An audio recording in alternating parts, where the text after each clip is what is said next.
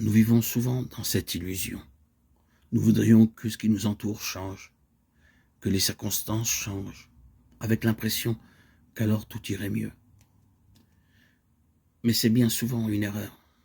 Ce ne sont pas les circonstances extérieures qui doivent changer.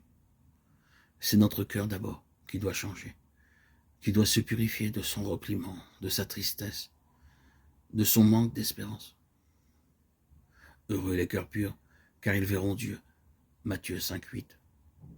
Heureux ceux dont le cœur est purifié par la foi et l'espérance, qui portent sur leur vie un regard animé par la certitude que, au-delà des apparences défavorables, Dieu est présent, pourvoit leurs besoins essentiels, et que donc rien ne leur manque. Alors, s'ils ont cette foi, ils verront Dieu. Ils expérimenteront cette expérience magnifique que de vivre de la présence de Dieu, qui les accompagne, les guide quotidiennement. Ils verront que tant de circonstances qu'ils estimaient négatives et dommageables pour leur vie spirituelle sont en fait, dans la pédagogie de Dieu, des moyens puissants pour les faire progresser et grandir. Saint Jean de la Croix dit que c'est bien souvent par où elle croit perdre que l'âme gagne et profite davantage. Cela est très vrai.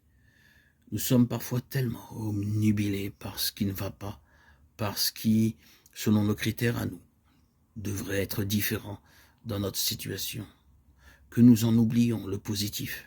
Et de plus, nous ne savons pas mettre à profit tous les aspects de notre situation, même les aspects apparemment négatifs, pour nous rapprocher de Dieu, grandir dans la foi, l'amour, l'humilité.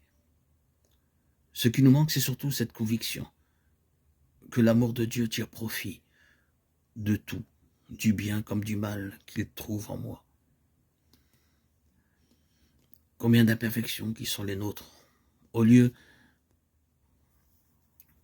de nous en lamenter et de vouloir en être débarrassés à tout prix, pourraient être des occasions splendides de progresser dans l'humilité et la confiance en la miséricorde de Dieu, et donc dans la sainteté.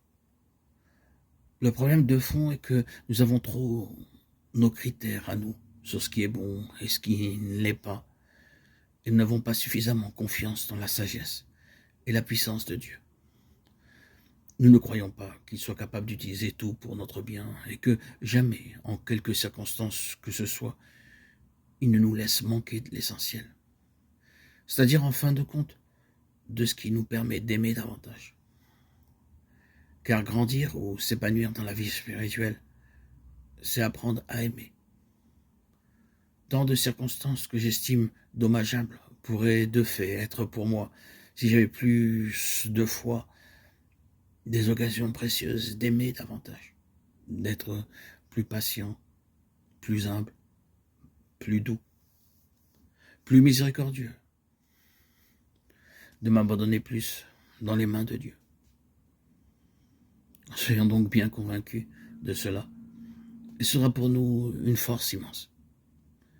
Dieu peut me laisser manquer parfois d'argent, de santé, de capacité, de vertu, mais il ne me laissera jamais manquer de lui-même, de son assistance, de sa miséricorde, et aussi de ce qui peut me permettre de me rapprocher sans cesse plus étroitement de lui, de l'aimer plus intensément, et d'aimer mieux mon prochain, et d'arriver à la sainteté.